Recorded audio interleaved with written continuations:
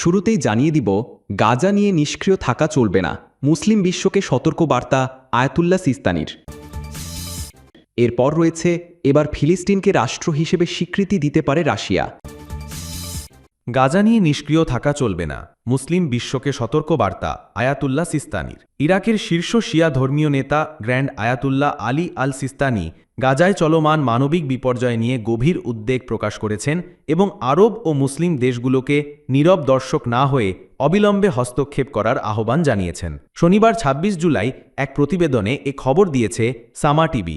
শুক্রবার সন্ধ্যায় এক তীব্র বিবৃতিতে তিনি গাজায় চলমান পরিস্থিতিকে বিপর্যয়কর বলে আখ্যায়িত করেন। তিনি বলেন, নিরবিচ্ছিন্ন হত্যাযজ্ঞ ও ধ্বংসযজ্ঞে ২ বছরের কাছাকাছি সময়ে লক্ষাধিক মানুষ নিহত ও আহত হয়েছে। শহর ও আবাসিক এলাকা ধ্বংস হয়ে গেছে। ফিলিস্তিনিরা আজ এক বিভীষিকাময় পরিবেশে দিন কাটাচ্ছে। আয়াতুল্লাহ সিস্তানি বলেন, গাজায় দুর্ভিক্ষ চরম পর্যায়ে পৌঁছেছে। ক্ষুধা ও বঞ্চনার প্রভাব থেকে কোনো শ্রেণী বা বয়সের মানুষই রেহাই পাচ্ছে না। তিনি ইসরায়েলি সেনাবাহিনীর কর্মকাণ্ডকে অমানবিক বর্বরতা হিসেবে বর্ণনা করে বলেন যে ফিলিস্তিনি জনগণকে উৎখাত করতে ইসরায়েলি দখলদার বাহিনী যে নৃশংসতা চালাচ্ছে তা নতুন কিছু নয়। এই সংকটে আন্তর্জাতিক সম্প্রদায়, বিশেষ করে আরব ও মুসলিম দেশগুলোর ভূমিকাকে তিনি অত্যন্ত গুরুত্বপূর্ণ বলে মনে করেন। আয়াতুল্লাহ সিস্তানি বলেন, এটি তাদের নৈতিক ও ধর্মীয় দায়িত্ব যে তারা এই মহামানবিক বিপর্যয়ে চলতে দেবে না। জাতিসংঘ ও বিভিন্ন ত্রাণ সংস্থা গাজায় দুর্ভিক্ষ ও মানবিক বিপর্যয় নিয়ে আগেই বারবার সতর্ক করেছে।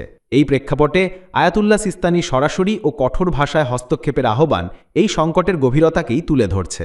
সাম্প্রদায়িক সীমারেখা অতিক্রম করে আয়াতুল্লাহ সিস্তানি বিশ্বজুড়ে সম্মানিত একজন ধর্মীয় নেতা। তবে ফিলিস্তিন ইসরায়েল সংঘাত নিয়ে তিনি খুব কমই এভাবে সরাসরি বিবৃতি দেন, যা বর্তমান পরিস্থিতির জটিলতা ও গভীর সংকটের ইঙ্গিত দেয়। এবার ফিলিস্তিনকে রাষ্ট্র হিসেবে স্বীকৃতি দিতে পারে রাশিয়া।